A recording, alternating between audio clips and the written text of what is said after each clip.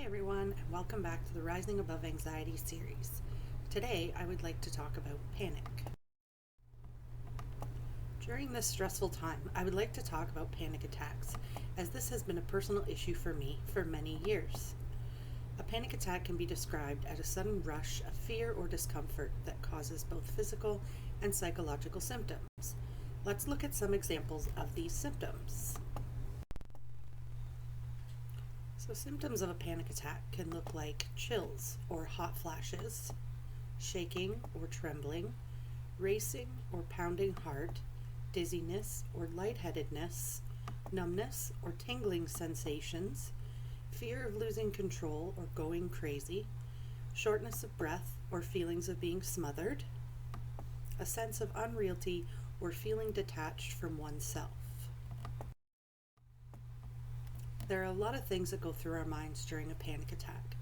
Three of the most common things that we tell ourselves during a panic attack are: 1. Panic attacks will cause me to lose control.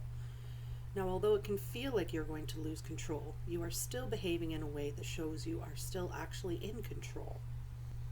2. Panic attacks will cause me to go crazy. Panic attacks do not cause people to go crazy. No one has ever gone crazy from experiencing a panic attack. Never. Panic attacks are really a heart attack in disguise.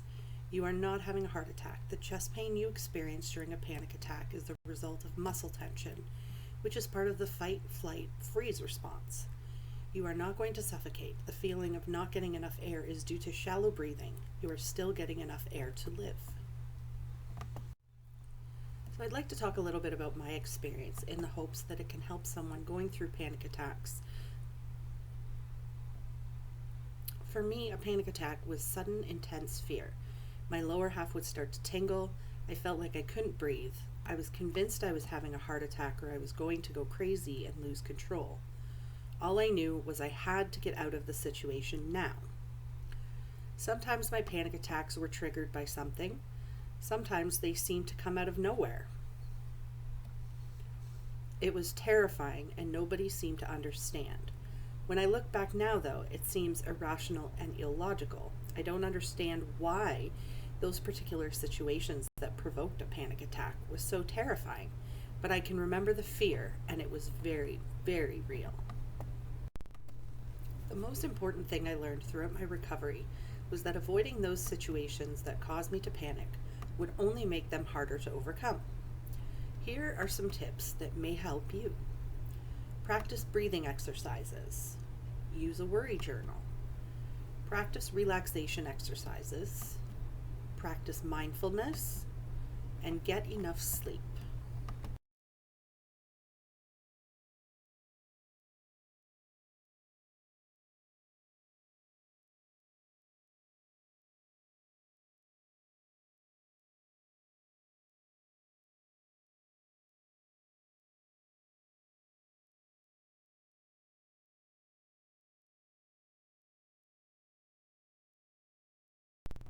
Now, I would like to share with you a few of the things that I found most helpful.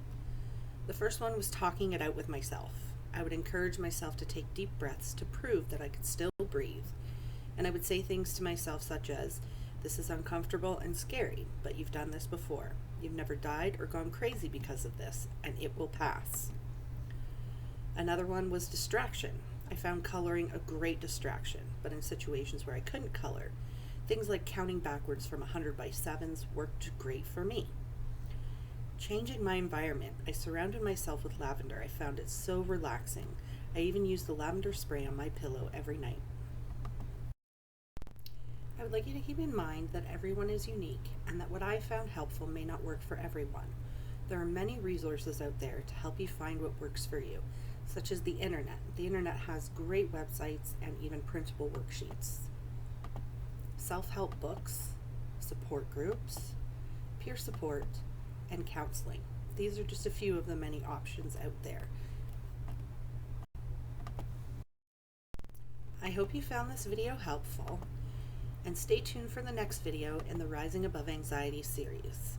If you have any questions or would like to reach out, you can contact me by calling 519-539-8055 extension 265, or by emailing me at christinesmith@cmhaoxford.on.ca. Thank you, and I'll see you next time.